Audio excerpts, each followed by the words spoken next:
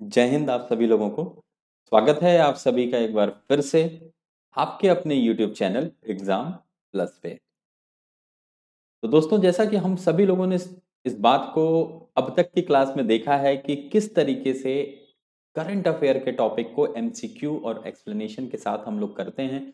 तो आज उसी कड़ी में हम लोग आगे बढ़ेंगे और आज भी हम लोग अपने करंट अफेयर्स के टॉपिक को एमसीक्यू और विद एक्सप्लेनेशन समझेंगे।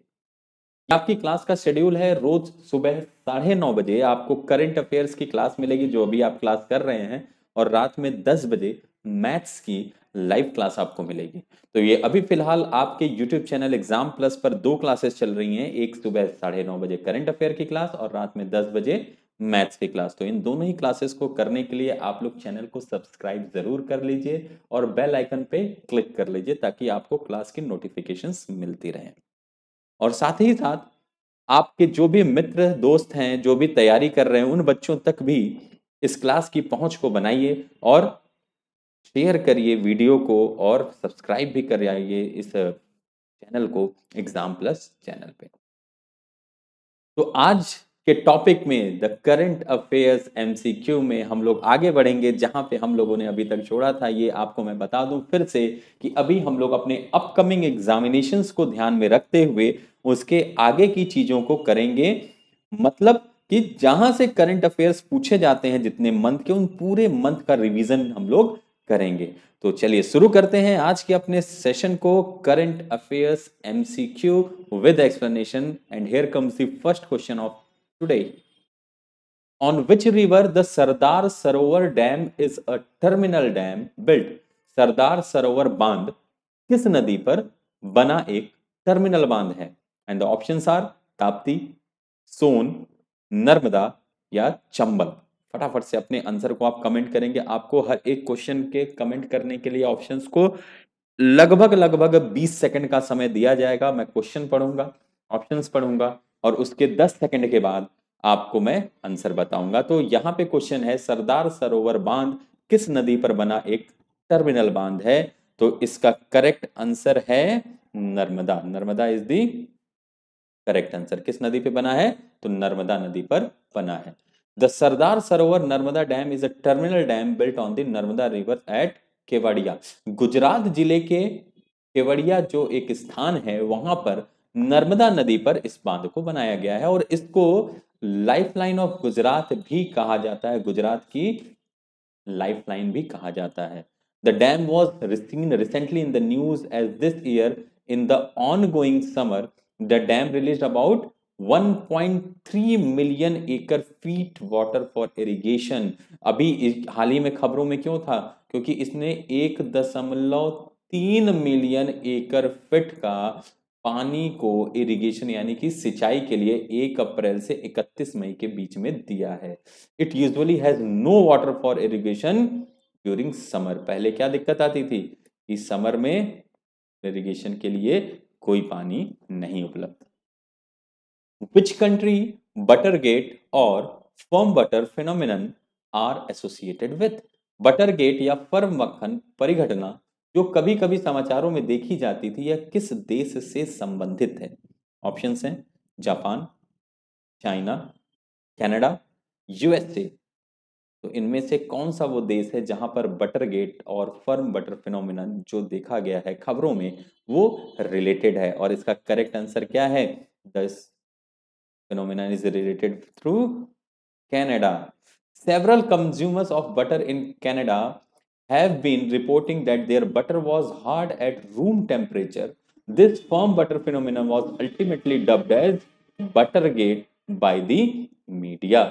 मतलब कनाडा में वहां के रहने वाले लोगों की ये एक शिकायत थी कि जो बटर है वो उनके रूम टेम्परेचर पे भी बहुत हार्ड रहता है और मीडिया ने इसको बटरगेट के नाम से संबोधित किया था। These changes were said to have happened due to the change in the diet of dairy cow।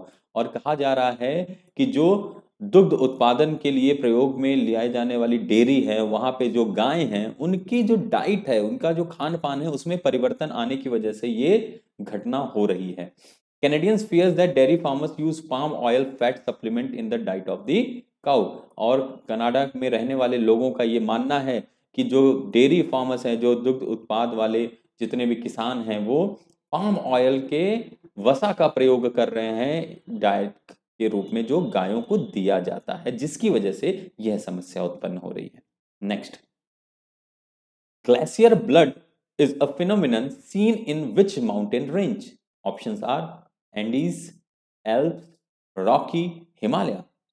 Glacier blood किस पर्वत श्रृंखला में देखी जाने वाली घटना है?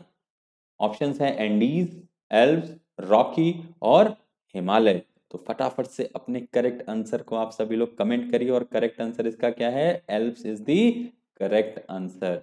Over the French Alp, thousands of feet above sea level, the normally white snow sometimes appears stained with a color of dark red blood known as glacier blood. जो फ्रेंच एल्प्स है वहां पर जो सफेद, हमें पता है कि बर्फ किस कलर की होती है? सफेद कलर की, लेकिन वहां पर क्या होता है कि कभी कभी खूनी लाल रंग का वहां पे बर्फ पे दिखता है, जिसको किस नाम से जाना जाता है? ग्लेशियर ब्लड के नाम से जाना जाता है। This phenomenon occurs due to the microalgae that lives in the soil. जो माइक्रोअल्गी है जो बर्फ में रहती है, उसकी वजह से ये दिखता है। The expedition is a part of Alga project, which aims to study microalgae living in the mountains 1000 to 3000 feet meters above sea level. ठीक है, ये प्रोजेक्ट है एक एल्प अल्गा, जिसमें 1000 से 3000 मीटर ऊपर समुद्र तल से उन पहाड़ों में रहने वाले माइक्रो एल्गी के शोध किया जाएगा। On which river Jangi Thopan Powari hydro electricity project TPHEP is the proposed? Ravi, Ganga, Sutlej या ब्यास? जंगी थोपन पोवारी जल विद्युत परियोजना किस नदी पर प्रस्तावित परियोजना है? ऑप्शंस हैं रावी, गंगा, सतलज या व्यास। इनमें से किस नदी पर इस परियोजना को प्रस्तावित किया गया है?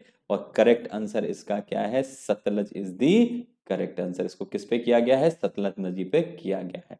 The residents of Himachal Pradesh have been protesting against the proposed 804 megawatt Jangi Thopan power hydro electricity project.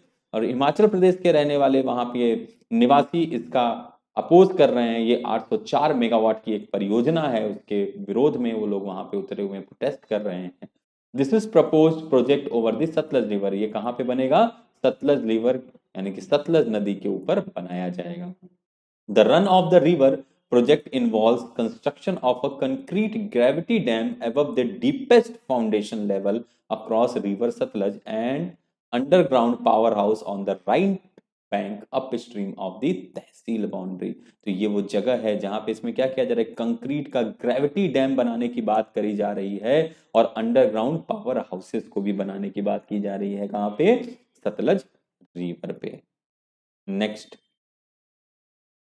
by which country Mercury naval corvette a full stealth ship is constructed? Options हैं China, Japan, Hong Kong, Russia. Mercury naval corvette full stealth ship है जिसका निर्माण किस देश द्वारा किया जा रहा है? ऑप्शंस चीन, जापान, हांगकांग या रूस। अपना करेक्ट आंसर जल्दी से ऑप्शन कमेंट करिए, और इसका करेक्ट आंसर क्या है? Russia is the correct answer. रूस is the correct answer. Russia is building its first naval ship to be fully equipped with stealth technology as per media report. Stealth technology का मतलब होता है कि वो नजर में नहीं आएगा, गायब हो जाएगा। ठीक है, गायब इन द सेंस मतलब वो दिखेगा नहीं। वो स्टेल्थ मोड एक होता है जिसमें कि आपको वो चीजें दिखती नहीं है, तो ये शिप दिखेगा नहीं, ऐसे बेयर आइज से, नंगी आंखों से नहीं दिखेगा ये। Called the Mercury Naval Corvette, it is expected to be ready to be handed to the Navy in 2022। 2022 में ये वहां पे रशियन नेवी को सौंप दिया जाएगा। The report also said that the vessel will be equipped with cruise missiles, anti-aircraft missile, artilleries and will be capable of locating and destroying submarines। इसमें missiles होंगी, क्रूज मिसाइल्स होंगी, एंटी एयरक्राफ्ट मिसाइल्स होंगी, हथियारों से lace रहेगा ये। और ये इतना ही नहीं, ये सबमरीन को भी खोज लेगी और उसको भी तबाह कर सकती है। ये सुविधाएं इसमें दी जा रही हैं। To which country eagle act is associated with? Eagle act जो हाल ही में चर्चा में रहा किस देश से संबंधित है? अमेरिका, जापान, चीन या भारत? वो कौन सा देश है जिससे ईगल एक्ट संबंधित है, एसोसिएटेड है? फटाफट से आंसर करिए अपने कमेंट को। और करेक्ट आंसर इसका क्या है? United states of America. America से ये क्या है? संबंधित है। A bipartisan legislation was reintroduced in the US House of Representatives to eliminate the per country cap on employment based green card. This new law is called as the Eagle Act 2021. ठीक है, तो जो green card holders हैं उनके लिए basically इसको लेके आया गया, जो एम्प्लॉयमेंट है उसके ऊपर ग्रीन कार्ड होल्डर्स का, उसके रिगार्डिंगली ये लेके आया गया है।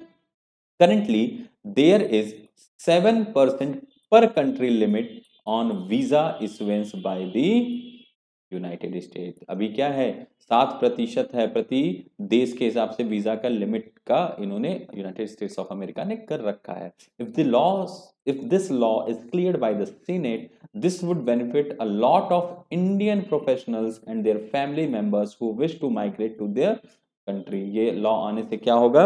जो भारतीयों को भी इसका लाभ मिलेगा जो वहां पर जाना चाहते हैं और अपना आगे का करियर बनाना चाहते हैं। The main objective of the chip of technique that has been developed recently: option A, data interpretation; option B, data deletion; option C, data retrieval; या option D, none of the above। हाल ही में विकसित chip off तकनीक का मुख्य उद्देश्य क्या है? आंकड़ा निर्वचन, डेटा को हटाना, डेटा की पुनः प्राप्ति, या इनमें से कोई नहीं। तो आपका कमेंट आ चुका है, जल्दी जल्दी से और लोग भी कमेंट करिए फटाफट से, और जल्दी जल्दी मेरे क्वेश्चन को पढ़ने के बाद तुरंत कमेंट कर दिया करिए आप लोग कि क्या है सही आंसर। और इसका सही आंसर क्या है? डाटा की पुनः प्राप्ति is the correct answer. Data retrieval is the correct answer. The scientist at central forensic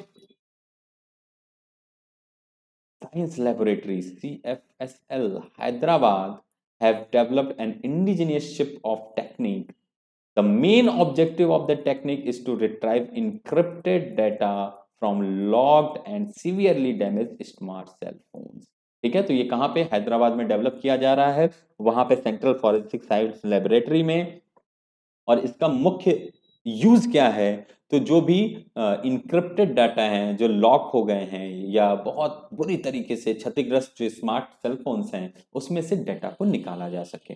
this would benefit investigative agencies to produce credible evidence against the criminals. मतलब अब क्या होगा? आप तोड़ फोड़ सब कर दोगे, डैमेज कर दोगे, तब भी डाटा निकल आएगा। तो जितनी भी इन्वेस्टिगेटिंग एजेंसीज हैं उन सबको फायदा मिलेगा एक एविडेंस के रूप में उसमें से डाटा को शो करने में।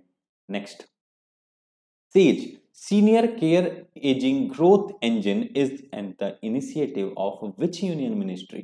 Ministry of Tribal Welfare, Ministry of Women and Child Welfare, Ministry of Home Affairs, Ministry of Social Justice and Empowerment।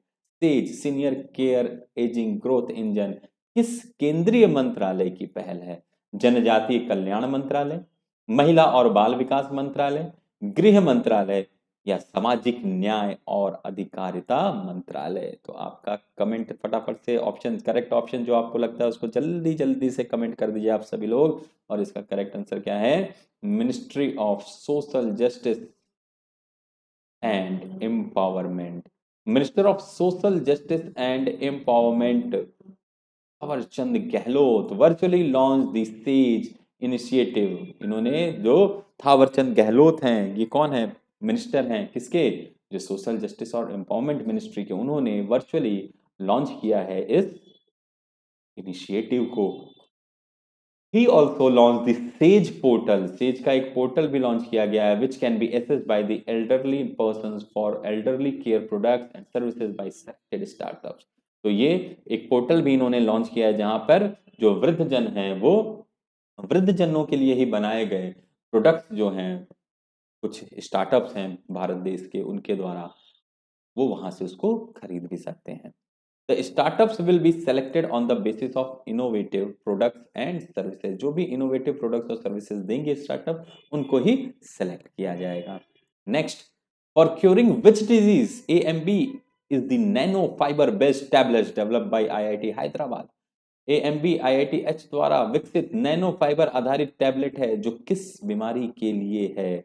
Cholera, kala azar, dengue या मलेरिया? तो ये जो AMB है नैनो फाइबर बेस्ड टैबलेट्स, वो कौन सी बीमारी है जिसको ठीक करता है? हैजा, काला आजार, डेंगू या मलेरिया को?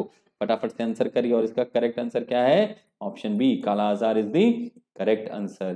तो इन्होंने डेवलप किया है, जो रिसर्चर्स हैं IIT हैदराबाद के, उन्होंने नैनो फाइबर बेस्ड एक ओरल टैबलेट है, मतलब खाने वाली टैबलेट है, जिसको डेवलप किया है, जिसका नाम है एम्फोथ्रेसिन बी। इसको किस नाम से जाना जाता है? AMB के नाम से जाना जाता है। ये पहला अपने आप में किया गया एक प्रयोग है जिसमें एक fabricated nano fibrous oral tablet को बनाया जा रहा है काला आजार के क्योर के लिए, उसको सही करने के लिए। As kala azar treatment is being currently used as a treatment of mucormycosis. ठीक है, म्यूकोरमाइकोसिस के लिए अभी काला आजार ट्रीटमेंट यूज किया जा रहा है। Next, NACH facility stands for New Account for Citizens Without Home, National Air Clearing Houses, National Automated Clearing Houses, या both option B and C. NACH जो NACH सुविधा है जो हाल ही में खबरों में रही, अर्थ क्या है? ठीक है, तो फुल फॉर्म है, यहाँ तो हिंदी में दिया लेकिन फुल फॉर्म हमको अंग्रेजी से ही करना पड़ेगा क्योंकि एब्रिविएशन है और हर एक वर्ड का एक अल्फाबेट का एक वर्ड बनेगा। ठीक है, तो इसका करेक्ट आंसर फटाफट से आप सभी लोग करिए। करेक्ट आंसर इसका क्या है? तो correct answer national automated clearing house. ठीक है, ध्यान रखना। तो ये जो आपका NPCI है उसने ही इंप्लीमेंट किया है नेशनल ऑटोमेटेड क्लियरिंग हाउस को, which can be used for making bulk transaction towards distribution and collection of payment. जब बड़े बड़े ट्रांजेक्शन है उनको करने के लिए इसका प्रयोग किया जाएगा। और जो NACH है ये एक सेंट्रलाइज्ड सिस्टम है। फुल फॉर्म इसका क्या है? National automated clearing house. Next, liquidity window announced by the RBI to support contact intensive sectors hit by COVID-19. Option A 1500 crore, option B 15,000 crore, option B 16,000 crore, option C 17,000 crore या option D 18,000 crore. Liquidity window की घोषणा RBI द्वारा कोविड-19 से प्रभावित संपर्क गहन क्षेत्रों को समर्थन देने के लिए की गई है। वो राशि कितनी है? ऑप्शन ए है 15,000 करोड़, ऑप्शन बी है 16,000 करोड़, ऑप्शन सी है 17,000 करोड़ और ऑप्शन डी है 18,000 करोड़। और करेक्ट आंसर क्या है इसका? 15,000 crore is the correct answer. ठीक है, आरबीआई ने एक लिक्विडिटी विंडो दिया है कितने का? 15,000 करोड़ का, उन क्षेत्रों के लिए जो क्षेत्र कोविड-19 से बहुत बुरी तरीके से प्रभावित हुए हैं। ये फर्स्ट लैंडिंग देंगी सपोर्ट किसको? होटल्स को, रेस्टोरेंट्स को, टूरिज्म को, एविएशन को और जो सर्विसेज हैं जैसे प्राइवेट बस ऑपरेटर्स हैं, कार रिपेयर है, रेंटल्स हैं, सर्विस प्रोवाइडर हैं, इवेंट वाले हैं और स्पा क्लिनिक्स है, ब्यूटी सैलून पार्लर, इन सब के लिए इन्होंने इस सुविधा को लॉन्च किया है। और आरबीआई एक्सटेंड करेगी 16,000 करोड़ सिडबी के लिए ऑन लैंडिंग एंड रीफाइनेंसिंग के लिए। ठीक है, तो ये जो भी कोविड-19 से जितनी भी बिजनेस हैं, जो भी सेक्टर्स अफेक्टेड हुए हैं सबसे ज्यादा, उनके पुनरुद्धार के लिए हम कह सकते हैं, उनको फिर से जीवित करने के लिए, उनको अच्छे से स्टैंड कराने के लिए आरबीआई ने ये पहल की है। The world sustainable development summit organised by which institution? RBI, ICMR, TERI या नीति आयोग? कौन सी संस्था विश्व सतत विकास शिखर सम्मेलन आयोजित करती है? आरबीआई, ICMR, TERI या नीति आयोग? तो करेक्ट आंसर जल्दी जल्दी से आप सभी लोग फटाफट कमेंट करो और इसका करेक्ट आंसर क्या है? TERI is the correct answer. ठीक है, ये किसका है? Resource energy, the energy and resources institution का ये एक इवेंट है। ठीक है, the world sustainable development summit इनके द्वारा ही किया जा रहा है। 2021 में जो ये वर्ल्ड सस्टेनेबल डेवलपमेंट समिट हुआ, उसका जो थीम रखा गया था वो थीम था redefining our common future, safe and secure environment for all. ये थीम को जरूर याद रखिएगा, कभी कभी क्वेश्चन आपसे थीम से भी पूछ देता है, तो थीम को ध्यान रखेंगे तो आराम से बता लेंगे। तो ये किसका था? The world sustainable development summit का था, और इसको किसने ऑर्गेनाइज किया था, कौन से इंस्टीट्यूशन ने? तो the energy and resource institution, जिसको आप शॉर्ट करोगे तो TERI होगा। Environment, forest and climate change minister Prakash Javadekar address the summit on the occasion of the world environment day. विश्व पर्यावरण दिवस के दिन प्रकाश जावड़ेकर ने इस पूरे के पूरे समिट को संबोधित किया था। Next, the food price index released by which organisation to track the international price of a basket of food commodities?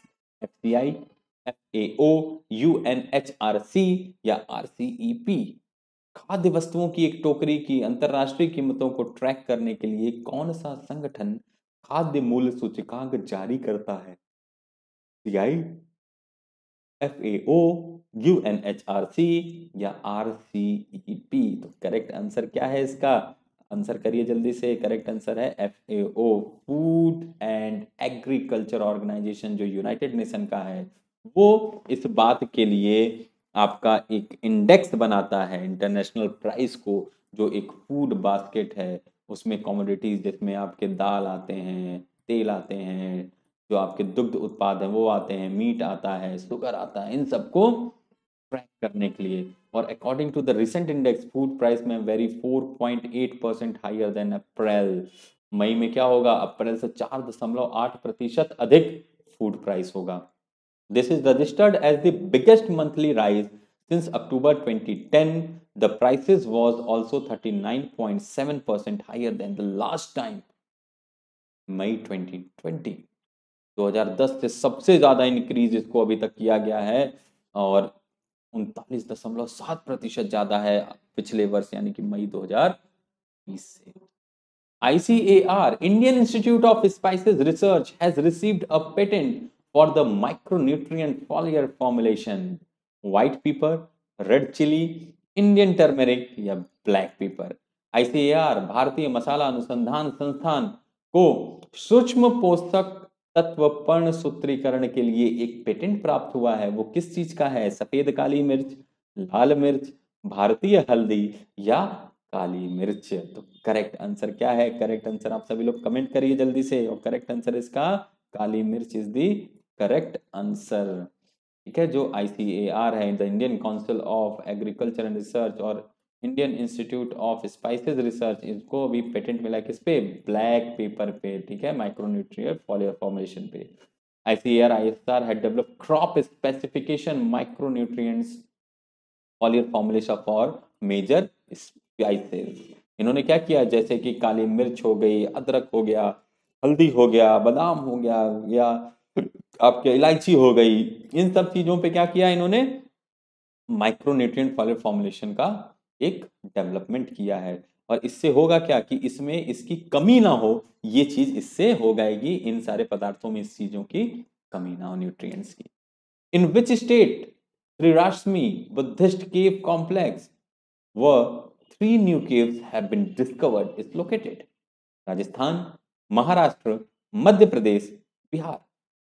Trirashmi बौद्ध गुफा परिसर, जहां 3 नई गुफाओं की खोज की गई है, वह किस राज्य में स्थित है?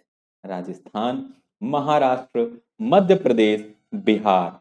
करेक्ट आंसर आप कमेंट करिए फटाफट से, और करेक्ट आंसर इसका क्या है? द करेक्ट आंसर इज आपका, इसका करेक्ट आंसर क्या होगा? राजस्थान, महाराष्ट्र, मध्य प्रदेश, बिहार, इनमें से करेक्ट आंसर आपका कौन सा होगा? फटाफट से सभी लोग कमेंट करो। और इसका करेक्ट आंसर आपका होगा मध्य प्रदेश। ये कहां पे मिलेगा? ये आपको मध्य प्रदेश में ये पाया गया है। जो आर्कियोलॉजिकल सर्वे ऑफ इंडिया है, ASI, उन्होंने डिस्कवर किया है 3 नए गुफाओं को, जो आपकी त्रिरश्मि बुद्धिस्ट केव कॉम्प्लेक्स है, जो कहां पे है? नासिक। तो करेक्ट आंसर क्या होगा? महाराष्ट्र। अच्छा, मैंने मध्य प्रदेश कर दिया, सॉरी सॉरी सॉरी, इसका क्या होगा? महाराष्ट्र होगा। ठीक है, ध्यान रखना, इसमें आपको Maharashtra is the correct answer. कहां पाया गया है? तो ये आपका महाराष्ट्र में पाया गया है। ठीक है, महाराष्ट्र।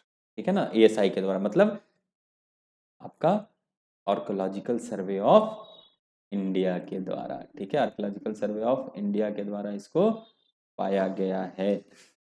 अब यहां पे देखो ध्यान से, इस केव कॉम्प्लेक्स को और एक नाम से जाना जाता है। किस नाम से जाना जाता है इस केव कॉम्प्लेक्स को? तो इस केव कॉम्प्लेक्स को एक नाम और दिया गया है और वो नाम है उसका पांडवलेनी, ठीक है। किस नाम से जाना जाता है? पांडवलेनी के नाम से जाना जाता है। This site was first documented by a British military officer near 2 decades ago. British military के एक ऑफिसर के द्वारा मतलब 2 दशक पहले इसको डॉक्यूमेंटेशन किया गया था इसका। Lakshmi Nandan Bora who died recently belong to, Lakshmi Nandan Bora जिनका हाल ही में निधन हो गया, का संबंध किससे था? एस्ट्रोनॉमी, स्पोर्ट, लिटरेचर, पॉलिटिक्स, खगोल, खेल, साहित्य और राजनीति, इनमें से किससे उनका संबंध था लक्ष्मी नंदन बोरा का? तो करेक्ट आंसर इसका है लिटरेचर से इनका संबंध था। लक्ष्मी नंदन बोरा है, ये आसाम की एक लिटरेचर थी और पद्मश्री अवार्ड से भी इनको सम्मानित किया जा चुका था, जिनका कोविड की वजह से ही देहांत हो गया। उस वक्त उनकी आयु 89 वर्ष की थी और इन्होंने लगभग 60 से अधिक किताबों को आसामी भाषा में ऑथर किया है उनका और लिखा है इन्होंने। और पाताल भैरवी और कायाकल्प जो है वो उसकी उनकी सबसे फेमस राइटिंगों में से एक है। इनको पद्मश्री अवार्ड जो दिया गया था गवर्नमेंट ऑफ इंडिया के द्वारा 2015 में दिया गया था। Fourth last question, by which authority Hisab ki Kitab a module of 6 short films has been released? Income tax department, none of the above, IRDA या IEPFA? हिसाब की किताब 6 लघु फिल्मों का एक मॉड्यूल किस प्राधिकरण द्वारा जारी किया गया है? आयकर विभाग, इनमें से कोई भी नहीं, IRDA या IEPFA। तो वो कौन सा विभाग है जिसके द्वारा इसको लॉन्च किया गया है, रिलीज किया गया है? और करेक्ट आंसर इसका क्या है? IEPFA is the correct answer. ये किसके अंडर में आता है IEPFA? तो union minister of states finance and corporation affairs, इसमें इन्होंने लॉन्च किया है। 6 शॉर्ट फिल्म्स का ये मॉड्यूल है। क्या है ये? Investors education and protection fund authority, IEPFA, जिसका नाम क्या रखा गया है? हिसाब की किताब। और ये जो शॉर्ट फिल्म्स है ये CSC e governance for IEPA के द्वारा के लिए, CSC जो है ई गवर्नमेंट का, उससे इसको डेवलप किया गया है और ये पार्ट इनके ट्रेनिंग मॉड्यूल में भी काम आएगा। These films portray the importance of budget, savings, insurance schemes etcetera. तो इस फिल्म में क्या क्या दिखाया गया है? बजट के बारे में, बचत के बारे में और इंश्योरेंस स्कीम्स के बारे में बताया गया है। In which state Indus best mega food पॉट is located, which was inaugurated recently? Indus best mega food park जिसका हाल ही में उद्घाटन किया गया था, वो किस राज्य में स्थित है? ये रायपुर में है। छत्तीसगढ़, राजस्थान, मध्य प्रदेश, उत्तर प्रदेश में कौन सा ऑप्शन सही होगा? ये तो हिंट दे दिया मैंने, अब फटाफट से आंसर बताइए। छत्तीसगढ़, राजस्थान और मध्य प्रदेश और उत्तर प्रदेश में से कौन सा ऑप्शन सही है इसका? तो करेक्ट आंसर है छत्तीसगढ़, ठीक है, Chhattisgarh is the correct answer. कहाँ पर है देखो, ये नरेंद्र सिंह तोमर ने, जो यूनियन मिनिस्टर हैं फूड प्रोसेसिंग इंडस्ट्री के, उन्होंने कहाँ पे लॉन्च किया है? रायपुर, छत्तीसगढ़ में इसको लॉन्च किया है, ठीक है। ये जो मेगा फूड पार्क बनाया गया है, इसमें क्या फायदा है? ये वैल्यू एडिशन का फायदा है, इंक्रीज सेल्फ लाइफ है और प्रोवाइड करेगा better price realisation to farmers, ठीक है। किसानों को अब क्या फायदा होगा? किसानों को इसमें से जो प्राइस उनको बेहतर मिल पाएगा अपने प्रोडक्ट का, ठीक है।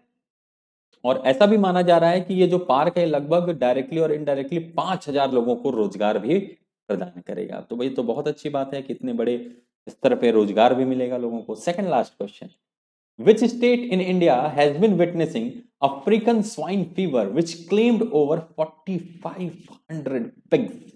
मणिपुर, मिजोरम, असम, अरुणाचल प्रदेश। भारत में कौन सा राज्य अफ्रीकी स्वाइन बुखार देख रहा है जिसे 4500 से अधिक सुअरों के ऊपर हो चुका है, सुअरों को प्रभावित होने का दावा किया जा रहा है? मणिपुर, मिजोरम, असम या अरुणाचल प्रदेश? कौन सा आंसर सही है? जल्दी जल्दी से कमेंट करो। और इसका करेक्ट आंसर क्या होगा? करेक्ट आंसर है Mizoram is the correct answer, ठीक है। जो मिजोरम राज्य है वहां पे लगभग 4700 ऐसे सुअर हैं जो 2 मंथ में, उससे ज्यादा सुअरों को ये हो गया है। जब पहला केस हुआ था उसके बाद से 2 महीने में ही 4700 से ज्यादा सुअर इससे प्रभावित हो गए थे। और अभी तक स्टेट गवर्नमेंट ने 99 विलेजेस और लोकेलिटीज को क्या किया, इन्फेक्टेड एरिया घोषित कर दिया है, जिसमें से जो 56 है वो एजावल डिस्ट्रिक्ट में ही लोकेटेड है। African swine fever. Last question आज का, बाय विच कंट्री तसीर ए जबल मिलिट्री एक्सरसाइज वाज कंडक्टेड। तसीर ए जबल सैन्य अभ्यास किस देश के द्वारा आयोजित किया गया था? इंडिया, सऊदी अरब, पाकिस्तान या उज्बेकिस्तान। भारत, सऊदी अरब, पाकिस्तान, उज्बेकिस्तान में से कौन सा देश है जिसने तसीर ए जबल अभ्यास आयोजित किया था? और इसका करेक्ट आंसर है पाकिस्तान। जो पाकिस्तान की आर्मी है उन्होंने अपना एक सैन्य अभ्यास है जिसका नाम क्या रखा इन्होंने, तास्कीर ए जबल। ये कोटली है जो पाकिस्तान ऑक्यूपाइड कश्मीर रीजन में, वहां पर इन्होंने इसको एक्सरसाइज को किया था। और इसमें जो ट्रूप्स थे इनके, उन्होंने कई डिफेंसिव और ऑफेंसिव तरीके से जो पहाड़ी इलाके हैं वहां पर उसकी ट्रेनिंग करी, उसका एक्सरसाइज किया। और इसमें जो आर्मी चीफ थे जनरल कुमार जावेद बाजवा, उन्होंने इस उनकी देख रेख में इस पूरा प्रोग्राम चला था। और जो इसका मेन एम था वो जो इनका ऑपरेशनल प्रिपेयर्डनेस है, डिफेंसिव और ऑफेंसिव फॉर्मेशन है, उन सभी को और इनहेंस करने के ऊपर इनका ये प्रोग्राम था।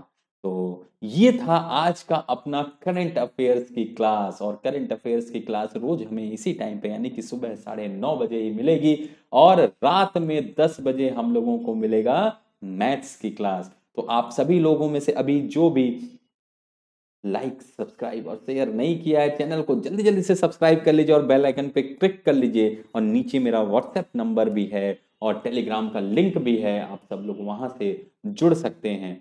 और हम सभी लोग अब मिलेंगे रात में 10 बजे मैथ्स की क्लास के साथ। तो रोज सुबह 9:30 बजे करंट अफेयर, रात में 10 बजे मैथ्स की क्लास के साथ होगी मुलाकात। तब तक आप सभी लोग स्वस्थ रहिए, मस्त रहिए, और आप सभी को जय हिंद।